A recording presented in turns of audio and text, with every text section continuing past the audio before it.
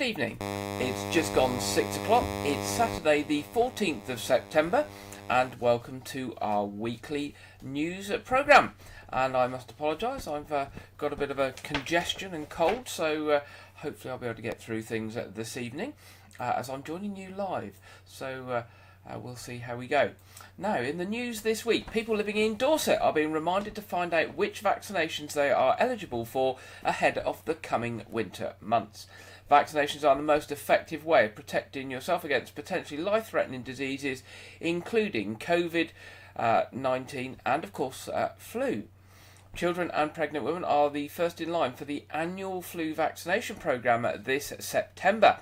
There has also been the launch of a new respiratory syncytial virus, the RSV vaccination, for people aged 75 to 79 and those who are pregnant. The COVID-19 and flu vaccinations for all eligible people begin on the 3rd of October this year. A new dedicated webpage has been launched by the local NHS to help people find out more about vaccinations, why they are important, and to find out if you are eligible for them. Alongside this, a dedicated area for children has also been set up. Now, the website for children is www.staywelldorset.nhs.uk/kids, KIDS. This has been developed and aims to bring accessible information about the flu vaccination to primary school children and their parents or carers across the county. Dr. Paul Johnson, who's the Chief Medical Officer for NHS Dorset, said the lead up to winter normally sees a big push to protect people against flu and COVID-19, and this year is no different, with groups who may be at risk of developing complications being offered a vaccination. However, vaccinations don't end with a simple flu jab, and many people may not be aware that they can get protected from a range of other diseases, including RSV, whooping cough, shingles or mumps. People who are eligible for a flu, COVID-19 or RSV vaccination will be contacted directly by the NHS. This might be by a text message, letter or a phone call. You will be invited to either book an appointment or you'll be offered an appointment to attend. And if you're unable to attend that appointment, then please make contact to rearrange. Now, the general website for vaccination information is www.staywelldorset.nhs.uk/vaccinations. Nice and easy there to remember. Now, Dorset Coast Forum is inviting residents, visitors and businesses to have their say on proposed works to repair and update the Chesil Cove curved seawall. The current wall was built in 1965 and designed to deflect waves and prevent major slumping of the land above which the main A354 road flows. Some repairs were undertaken on the wall in 2011, but these have now been undermined and the sea is causing rotational movement at the southern end, threatening the slope system further. Various studies have taken place to identify that urgent action is needed. Dorset Council, along with consultants Jacobs, have identified a proposed work scheme for the cove, which includes removal of the 2011 emergency repair works, replacing the sheet pile and repairs of the curved sea wall, and beach works including adding a geotextile blanket and rock revetment to dissipate the incoming wave energy. The team are currently working towards the production of an outline business case. If approved, planning and funding and licences would be sought ahead of any works which are likely to take place sometime late in 2026 or 2027. Whilst initial proposals have been considered, now is the time for the community to be involved in the next steps for Chesil Cove, a much beloved bathing and diving spot. Also, people just like walking there and sitting and having a drink and a coffee and watching things going on, of course. So if you want to take part, there will be some engagement events over the next month. A public drop-in event will take place at Portland Community Venue on the 25th of September. From 1:30 to 4 p.m. There'll also be an online event on Monday the 23rd of September from 6 to 7 p.m. with a presentation from engineers as well as a question and answer session. Now, you can find out more about this by a dedicated web page. It's quite a long one, but you might have to just search in Google to find it, but I will tell you what the website is. It's www.dorsetcoasthaveyoursay.co.uk/Chesil-Cove-curved seawall. So www.dorsetcoasthaveyoursay.co.uk/Chesil-Cove-curved-seawall. Travellers have set up a suspected unauthorised camp at Weymouth's Park and Ride site yesterday. Yesterday afternoon, around 5 caravans and motorhomes were seen in the Mount Pleasant Park and Ride near Mercery Road. A spokesman for Dorset Council said yesterday Dorset Council officers have attended the unauthorised encampment at Weymouth Park and Ride and asked the occupants to leave. Dorset Police will now issue a Section 62 notice requiring them to vacate the car park by 10 a.m. tomorrow morning. That's today. Our transit site in Piddle Hinton will be open to receive them if they wish to remain in the county.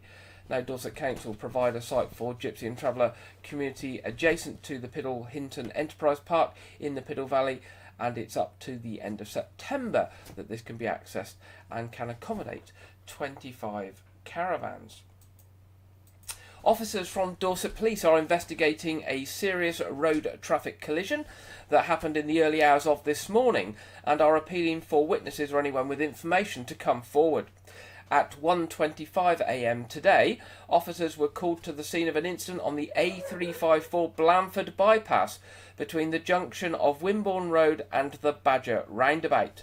The collision involved a white Hyundai i20 driven by a woman in her 30s from the Dorchester area and a 20-year-old male pedestrian from the Blandford area. The pedestrian was taken to hospital suffering potentially serious injuries, and his next of kin have been informed. A road closure was put in place to enable emergency services to attend to the scene safely.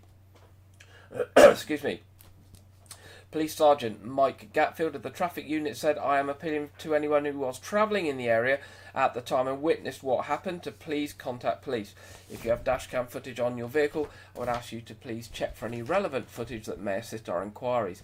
Now, as ever, you can contact Dorset Police by calling 101, or if you wish to give information anonymously, you can do it through the Crime Stoppers charity on 0800 555 111. Now, staying with Dorset Police, a police superintendent from Dorset Police has appeared in court and pleaded guilty to a drink driving offence. Detective Superintendent Paul Cassell, aged 45, appeared at Southampton Magistrates Court on Friday and pleaded guilty to driving while over the prescribed legal alcohol limit. He is due to be sentenced on Tuesday the 5th of November. At around 4 p.m. on Sunday the 4th of August, Dorset Police received a phone call from a member of the public reporting that a car was being driven erratically along the A352 in Wool. Officers attended the area, located the vehicle and requested for it to stop. Detective Superintendent Cassell was breathalyzed at the scene and was transported to custody. He gave a breath test and was found to have 115 micrograms of alcohol per 100 millilitres of breath, the legal limit being 35 micrograms of alcohol per 100 millilitres of breath. The officer was not on duty at the time and has been suspended from duty.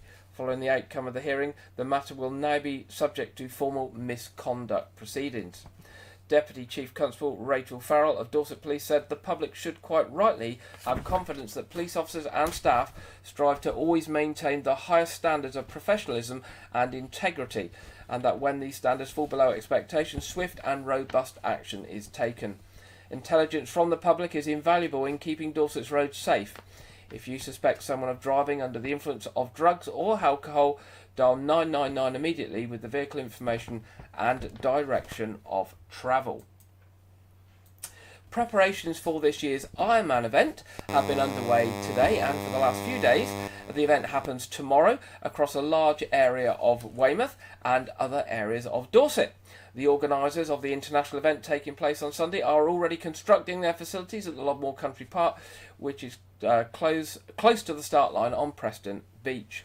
In past events are to go by, it takes at least 6 days to get the check-in, bike maintenance and security facilities ready for the race on Sunday morning. The annual triathlon race, considered the ultimate one-day test of endurance, comprises of 3 parts: a 1.2 mile swim in Weymouth Bay, a 56 mile cycle ride around Dorset, and a 13.1 mile run around Weymouth, with 2,800 competitors from all 4 corners of the globe participating. Last year, the swimming was cancelled at short notice due to the threat of lightning strikes in the area. Now you can find out information about travel advice and road closures that will be in place tomorrow on the Dorset Council website, and if you just search for Dorset Council Ironman 70, Ironman 73, 70.3, then you will get all the information that you need on road closures.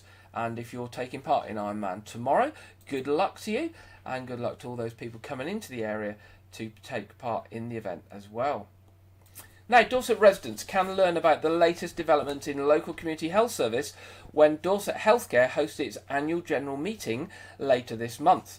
The NHS Trust, which provides community-based services covering physical and mental health across Dorset, including the Bournemouth, Christchurch and Poole area, is hosting its AGM on the 26th of September at Wareham Town Hall. Anyone can attend the event, which this year will focus on how the Trust is tackling the financial challenges faced by all parts of the NHS, and also its developing partnership with Dorset County Hospital in Dorchester. Closer collaboration between the two organisations is starting to deliver benefits for patients, and there will be a presentation to illustrate one example of this, the joint service to help people recover quickly from strokes and other neurological issues. Matthew Bryant, who's the joint chief executive of both trusts, will reflect on developments over the past year and look ahead to plans for 2025. And there will be a report from Dorset Healthcare's Council of Governors as well. The free event takes place from 5 p.m. to 7 p.m. and all are welcome, but places are limited. For more information and to book your place, visit the Dorset Healthcare website and look for AGM 2024. So if you search on Google for Dorset Healthcare AGM 2024, then hopefully you'll get right to the page where you can learn about the AGM and book yourself a ticket. Now, David Clayton Smith, who's the joint chair of Dorset Healthcare and Dorset County Hospital, will host the meeting, and that's a picture of David on the screen now. And he said, there is a tremendous amount of change in the NHS at present, with lots of challenges but also great opportunities to review how we do things and provide improved care and support for the people we serve. Our annual general meeting offers local people a chance to find out more about what we are striving to do, give their views and ask questions about things that matter to them. We hope as many people as possible can join us on the day. Now, a 3-year refurbishment of Great Western Railway's regional and suburban train fleet has been completed, providing an improved journey experience for customers. The £10 million internal refresh programme carried out by Gemini Rail Services in Wolverton has seen the rejuvenation of GWR's Class 165 and 166 turbo fleet. Leased from Angel Trains, the 57 units have undergone a comprehensive interior makeover, including new flooring, repainting of surfaces, plus replacement and repairs to seating. GWR Engineering Director Dr. Simon Green said, "This is all part of our commitment to improving the journey experience for our customers. We're delighted with the results and hope our passengers enjoy the refreshed feel of our carriages. This has been a really good demonstration of the railway industry working collaboratively, and I'd like to thank Angel Trains and Gemini Rail Services for their diligence over the past 3 years. This work demonstrates our commitment to investment and development in services, infrastructure and the future. We're dedicated to modernising and expanding the network and ensuring efficient and reliable services." Now, the refurbishment includes 20 Class 165 trains that serve Gloucester to Frome and on to Weymouth or Portsmouth, Bristol local services including Weston-super-Mare, Oxford local services and Thames Valley branch lines. The refurbishment has included a full interior refresh, including a comprehensive strip out of the vehicles and a replacement of all floor coverings, wet painting or powder coating of all interior panels, luggage racks, bulkheads, draft screens, doors, underseat boxes and heaters. All seats removed with seat shells repaired and painted, along with new moquette being fitted throughout and seat foams replaced as required. So there, a nice refresh for GWR trains, and if you're travelling into Weymouth or from Weymouth, you will no doubt enjoy those new, fresh and modern looking interiors of the GWR fleet. Now, families with children who have special educational needs and disabilities are invited to take part in a live online session entitled Let's Talk Send. The event will provide an opportunity for families across Dorset to engage with practitioners and get their questions answered. The next online Let's Talk Send event will be on the 25th of September at 12:30 p.m. Dorset Council frequently hold Let's Talk Send online events as part of its commitment to families with special educational needs and disabilities. The event on the 25th of September will be covering the topic of EHCPs, that's Educational Health and Care Plans, and will give parents and carers the opportunity to have their questions answered on this topic. EHCPs identify educational health and social needs. They set out additional support and measures required to meet those needs for a child or a young person. Parents and carers can virtually join the online session and hear from key members of the SEND, the Special Educational Needs and Disabilities team. Anyone interested in these sessions can visit the website to sign up for the next session, learn more, or access questions and answers from previous Let's Talk Send sessions. So if you go onto Google and you search for Let's Talk Send Dorset Council, you will get through to that webpage. You can find out all the information, look at those previous questions, and book yourself on that session on the 25th of September if you wish to. Now, the expected permanent closure of a part of the coast path on Portland has now been made official. Part of the southwest coast path near Tate's Quarry on Portland has been closed for some time due to erosion and landslips. An assessment has now been carried out by engineers for Dorset Council. A diversion has been made inland through the Tate's Quarry, which includes the sculpture park, and the affected section of the path has been officially and permanently closed. A Dorset Council spokesperson said, "We have been monitoring this section of the southwest coast path near Tate's Quarry, which has been shifting and eroding. The original route of the path will now not be reopening and has been diverted slightly inland through Tate's Quarry. This new route takes walkers through the nature reserve and sculpture park, adding another feature of interest along the coast path." A spokesperson for the Southwestern Coastal Path said in a previous statement, "Although the path is now away from the cliff edge, it takes you through Tate Quarry Nature Reserve and Sculpture Park, where walkers can discover over 60 hidden sculptures in the quarry, adding another feature of interest along the Southwestern Coast Path." So, although the path is closed and taking you away from the coast for a little diversion, it is taking you through the nature reserve and through Tate's Quarry, so you can see those featured sculptures. Now, works on the harbour wall in Weymouth on North Quay are now finally complete after being delayed by months and extra unexpected works being required. The work should have been completed in the spring, however additional works amounting to £70,000 were required after some of the wall collapsed and after some unexpected utilities were discovered. Despite this, the works were completed within the original total budget of £1.5 million, for which funding came from a special grant of £19.5 million from the government as part of their Levelling Up Fund. The footpath is now open and the barriers are removed, and repairs will ensure the harbour wall will last for many, many more years. And finally, in our headlines tonight, sailors in Weymouth and Portland and around the globe have today been joining in an annual event to remember a popular sailor and to promote sailing as a sport and pastime. Bart's Bash is the flagship annual event of the Andrew Simpson Foundation, inspired by Olympic gold and silver medalist Andrew Bart Simpson MBE, who passionately believed everyone should have the chance to try sailing and enjoy the many benefits that it brings. Bart's Bash is a global sailing event raising funds for the Andrew Simpson Foundation and verified by the Guinness World Records as the largest sailing race in the world.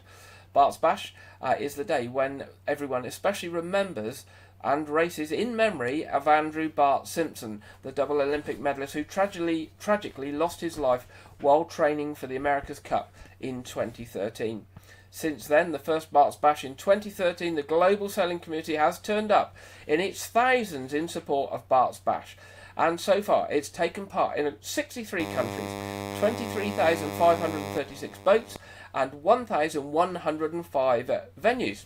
Now, I was privileged to be there today, supporting the event at the Andrew Simpson Centre, Portland, which is based at the Weymouth and Portland National Sailing Academy, and pleased to be taking part with members of my family and of Chesil Sailability, a local sailing charity that opens up sailing and powerboating for local people with disabilities and other mobility needs.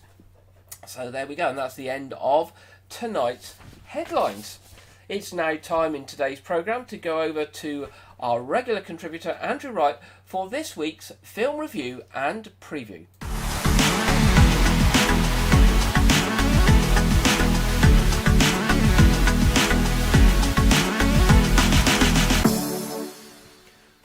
Welcome to Wyke Regis TV film review and preview. I'm Andrew Wright.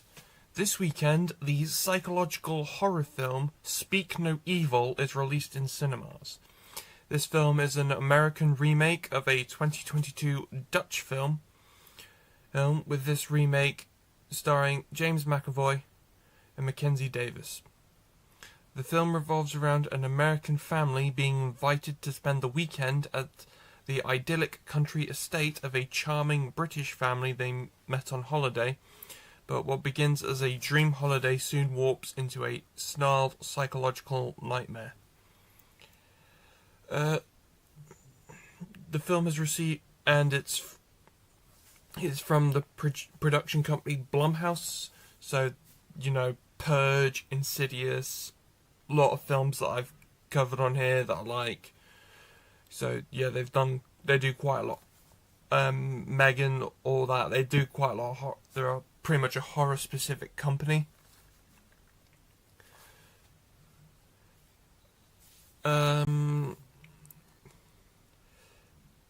The film has received about 88% positive reviews from critics, who praise McAvoy's performance, as well as the fact that this film, because it's a remake of a Dutch film that came out 2 years ago, they praise that this film stands on its own 2 feet, does something, I've heard it does something different in the final act, so, and it's, suspenseful, so even if you do know where it's going from watching the original, that it'll still scare and surprise you. The film's in cinemas this weekend. This weekend, the film Lee is released in cinemas. The film is a biographical war drama film and stars Kate Winslet as Lee Miller, and it follows her journey from going from a career as a model to enlisting as a photographer to chronicle the events of World War II for Vogue magazine. The film also stars Marion Cotillard, Andrea Riseborough, Andy Samberg from Brooklyn Nine, who you'll know from Brooklyn Nine-Nine, and Alexander Skarsgård. The film has received 71% positive reviews from critics who praise Winslet's performance, but say that it's disappointing that it's got conventional biopic elements. I was looking at a review earlier and I saw a good thing, so I will probably put it on my list to check out when it comes out on home video. The film's in cinemas this weekend, and it will stream on Sky Cinema at a later date because it is a Sky Cinema production. That's all I have for this week, but be sure to check back next week where I'll be talking about the home video release of Bad Boys Ride or Die, which means I gotta rewatch it. Hopefully it's better the second time around, because I was so bored seeing it in cinema. Now back to Gary in the studio. Thanks very much, Andrew, and we hope you won't be too bored watching that film this week, but I'm sure you will tell us about it next week, and certainly let us know if you are. Thanks again for your review this week. Now it's over to the Met Office for the weekend weather forecast, national weekend weather forecast, and this week we are joined by Honor Krizik. Hello, good afternoon. Well, it's been a tale of two halves this morning. Cold and bright in the south, but milder in the north, a little bit damp and quite blustery in the northwest too. And why is there this split in the weather? Well, we've currently got high pressure, which is dominating the weather in the south, but low pressure to the north of the country. And that's sweeping in some weather fronts, so some cloud and some rain. And notice a squeeze in the isobars too, so some blustery winds in the northwest. But as we head through into the weekend, we'll eventually say goodbye to this cold front sweeping southeastwards across the country, and we've got high pressure building. So lots of fine and settled weather to come as we head into next week. Before that though, for Saturday afternoon, we have got this band of rain moving into Northern Ireland, sweeping its way eastwards across parts of Scotland, and plenty of blustery winds behind this too. But elsewhere, we've got plenty of dry and settled weather where that high pressure is taking hold. And where you do catch the sunshine, it is going to be feeling warm, much warmer than of late. Highs of 18, 19 Celsius down in the southeast. Now, heading into the evening, we'll continue to see that band of rain slowly sink its way southeastwards through into the Scottish borders, northern parts of England and Wales, and still those plenty of blustery showers moving into western parts of Scotland. Northern Ireland may even catch the odd one or two, and still fairly blustery winds, but they will eventually ease off as we head into Sunday. But to the south of this band, plenty of clear skies, so it is going to be turning quite chilly, quite cold. A chance we could see some localised grass frost in rural spots across the south. So still with that split in the weather, cold and clear to the south of this rain and fairly mild and blustery to the north. So for the second half of the weekend then, we've essentially got three zones of weather. Sunny spells and blustery showers across Scotland. Some of these showers could be quite heavy at times, may even see some hail and thunder mixed in there, and they could band together at times to bring some heavier, longer spells of rain too. Some rain pushing into northern parts of Wales, just edging into the Midlands by the time we reach Sunday afternoon. Once again, this could be a little bit heavy at times, mainly across hilly areas. But across the south and southeast, still plenty of fine and dry weather, though perhaps just a bit more cloud around compared to Saturday. But still warm once again, temperatures up by a degree or two in the southeast, so highs of 21 here. But across the north, temperatures more around average and just feeling a little bit cooler perhaps in those brisk winds. But as I say, those winds are going to be easing through the day. Now, as we head into next week, as I say, that high pressure taking hold, so there's going to be plenty of fine and dry weather around if you're unlucky this weekend and catch that cloud and rain. And the temperatures are increasing as well, so it is going to be feeling warm, but a little bit breezy at times, particularly northwest Scotland once again, and perhaps a little bit breezy in the south coast. But of course, if you want more updates on that, you can always subscribe to our YouTube channel so that you never miss an update. Bye for now. Thank you very much there, Honor, for the national weekend weather forecast. We have got our weather widget working. Hopefully it's going to give us the weather that we've got coming up along the south coast here in Weymouth this coming week. And there it is working. So there we go. I apologise it hasn't been working for a couple of weeks. But it looks like Wednesday's going to be the best day with top temperatures of 21, Thursday 22. But Wednesday's going to be a really sunny day. But sunny spells the rest of the week. So quite warm, getting a bit warmer than it has been the last couple of days where that temperature has dropped. So a nice week ahead if you're planning to do things outside, if you're going on a little trip, or still got some of that gardening to do as well. Right, moving to our What's On. Coming up locally, 18th of September. Bournemouth Symphony Orchestra, Dvorak 8. This is at the Weymouth Pavilion. All at the Weymouth Pavilion first of all. 21st of September, The Drifters. 27th of September, The Wall of Floyd, the best of Pink Floyd. 4th of October, and finally Phil Collins. 9th of October, the Imperial Classic Ballet presents Swan Lake. And 13th of October, a tribute to the Carpenters. As ever, you can see a wide range of styles and music and events being held at Weymouth Pavilion. And that is just a small snapshot. I've just really taken a small snapshot of what's happening over the next month. There is literally something on every day of the week at the Pavilion. So do pop along to their website, www.weymouthpavilion.com. Turning to the Nothe Fort, 22nd of September is their Family Science Festival. A range of science demonstrations and activities will be there based all around the fort. for young people and families to take part in. 29th of September is their Pause for Thought, their dog show and dog-friendly event. 5th and 6th of October is a pirate weekend. And 26th of October to the 3rd of November, it's Halloween fun at the Fort. To find out about those events and much more, do visit the Noath Fort website, noathfort.org.uk. Now, Abbotsbury and Portsham are still celebrating their millennium through to the end of the year. For details of their events, map24.org. map24.org is their website. Now, there's to be an organ recital in Wyke, Regis at All Saints Church on Friday the 27th of September at 7:30. The organ has been out of action at All Saints Church while the roof has had essential maintenance and the organ has been cocooned. It's been uncocooned and tuned, and the church welcomes Zosha Hurley O'Brien, who is going as a New Zealander, who's 21, and is a much in demand as an organist, solo, orchestral and chamber musician. And she'll be welcomed to All Saints Church for a recital to celebrate the re-emerging of the Henry Jones organ dating back to 1884 at All Saints Church. Now, tickets for that event are available on www.parishofwykeregis.org.uk/events. And also to say there's lots of other events there that the church is organising, from film nights to quizzes, to tours up the church tower. Now, if you haven't been up the church tower in Wyke, if you get up there on a good day, you can see for miles and miles around in all directions, and it is really something special. So you can book a tower tour on that same site as well. Sticking with the churches, we have services in Wyke Regis tomorrow. 8 o'clock there is a morning service.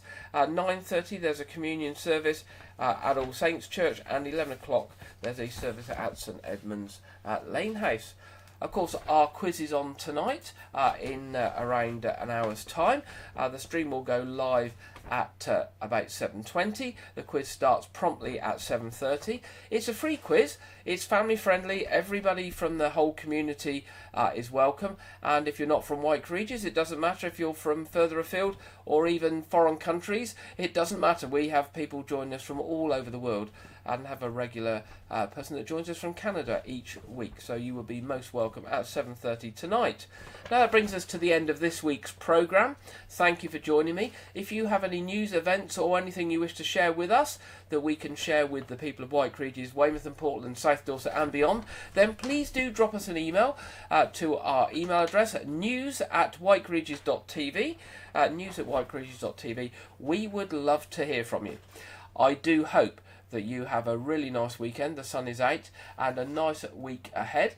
And I look forward to being back with you 6 o'clock next Saturday. Good night.